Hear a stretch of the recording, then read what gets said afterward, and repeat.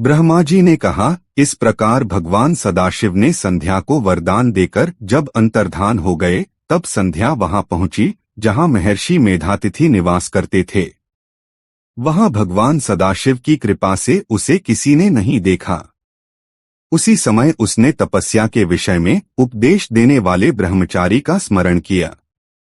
हे महामुने, वे ब्रह्मचारी और कोई नहीं बल्कि वशिष्ठ मुनि ही थे, जो ब्रह्मा जी की आज्ञा से ब्रह्मचारी का रूप धारण कर संध्या को तपस्या के संबंध में उपदेश देने आए थे।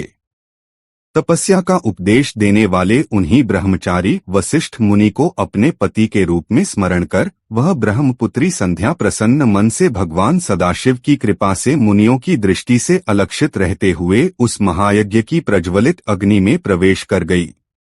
उसका समस्त शरीर तत्क्षण पुरोडाश हवन सामग्री की तरह जलकर राख हो गया और अलक्षित रूप से पुरोडाश की सुगंध चारों ओर फैल गई।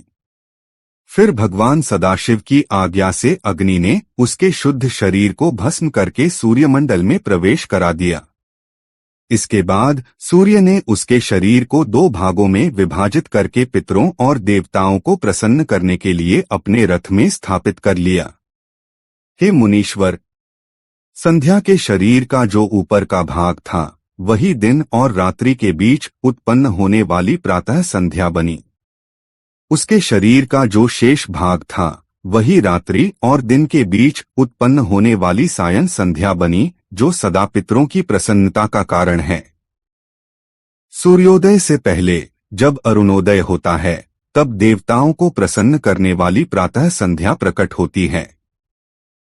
जब सूर्य लाल कमल के समान अस्त हो जाता है तब पितरों को प्रसन्न करने वाली सायं संध्या प्रकट होती है। उसके मन सहित प्राणों को भगवान शिव, जो अत्यंत दयालु हैं, ने शरीरधारियों के दिव्य शरीर से निर्मित किया था। जब महर्षि मेधातिथि का यज्ञ समाप्त हो रहा था तब उन्हें देदीप्यमान सुवर्ण के समान कांति वाली वह कन्या यज्ञाग्नि से प्राप्त हुई।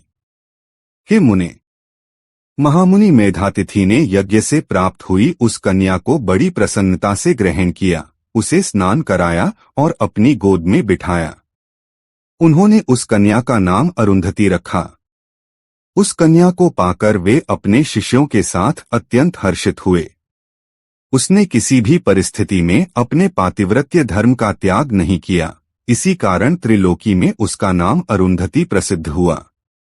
ब्रह्मा जी बोले, हे सुरर्षि, यज्ञ समाप्त होने के उपरांत मेधातिथि मुनि उस कन्या रूपी संपत्ति को पाकर अत्यंत संतुष्ट हुए और अपने शिष्यों सहित अपने आश्रम में लौटकर उसका लालन पालन करने लगे। उसके बाद वह कन्या चंद्रभागा नदी के तट पर स्थित श्रेष्ठ मुनि के तापसारण्य नामक आश्रम में बढ़ने लगी। सती अरुंधति मात्र 5 वर्ष की अवस्था में अपने गुणों से चंद्रभागा नदी और तापसारण्य आश्रम को पवित्र करने लगी। ब्रह्मा, विष्णु और महेश ने ब्रह्मपुत्र वशिष्ठ के साथ उस अरुंधति का विवाह संपन्न कराया। हे मुने, उसके विवाह में ऐसा शुभ और आनंददायक महोत्सव हुआ कि सभी देवता और मुनिगण अत्यंत प्रसन्न हो उठे। उस विवाह के दौरान ब्रह्मा, विष्णु और महेश के हाथों से गिरा हुआ जल शिप्रा आदि 7 पवित्र नदियों के रूप में प्रकट हुआ। हे मुने, साध्वी स्त्रियों में सर्वश्रेष्ठ महासाध्वी अरुंधति वशिष्ठ को पति रूप में पाकर अत्यंत शोभित हुई। हे मुनिश्रेष्ठ, उससे शक्ति आदि श्रेष्ठ और सुंदर पुत्र उत्पन्न हुए।